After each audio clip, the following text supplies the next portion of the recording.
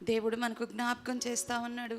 63వ కీర్తనలో నుండి దావీదు ఏ విధంగా దేవుని సన్నిధిని కోరుకున్నాడు, దేవుని ఎలా కోరుకున్నాడు, దేవుని సన్నిధిని ఎలా కోరుకుంటున్నాడు, ఆయన సన్నిధిని ఎలా వెతుకుతున్నాడు, తన యొక్క జీవితంలో తను ఏమి కోరుకుంటున్నాడు అనేటటువంటిది పరిశుద్ధాత్మ దేవుడు మనకు జ్ఞాపకం చేసి ఉన్నాడు. దేవుడు మనతో ఉన్నాడు, తన సన్నిధి మనకిస్తున్నాడు. ఆయన తనకు ప్రార్థించు వారికి సమీపముగా ఉన్నటువంటి దేవుడై ఉన్నాడు. దేవుని కృపను జ్ఞాపకం చేసుకుందాం, దేవుని ప్రేమను జ్ఞాపకం చేసుకుందాం, దేవుని దయను జ్ఞాపకం చేసుకుందాం, దేవుని యొక్క వాత్సల్యతను మనం జ్ఞాపకం చేసుకుందాం. అడుగడుగున వెన్నంటి ఉన్నది ఎవరంటే దేవుడు మాత్రమే. హల్లెలూయా, హల్లెలూయా. దేవుడు మన వెన్నంటి ఉన్నాడు.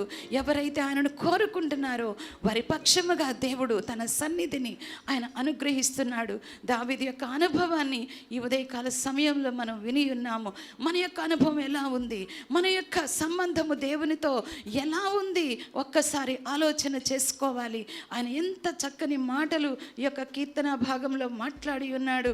అయ్యా, నీ మీద ఆశ చేత నిన్ను చూడవలనని నా శరీరము ఇదిగో కృషించుచున్నది, నీ కృప జీవము కంటే ఉత్తమం, నా పెదవులు నిన్ను స్తుతించును. హల్లెలూయా.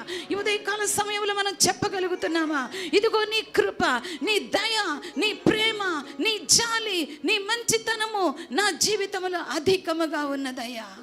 నీ కృప జీవము కంటే ఉత్తమమైనటువంటిది.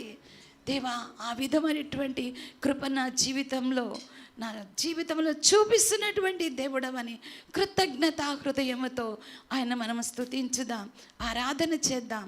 హల్లెలూయా.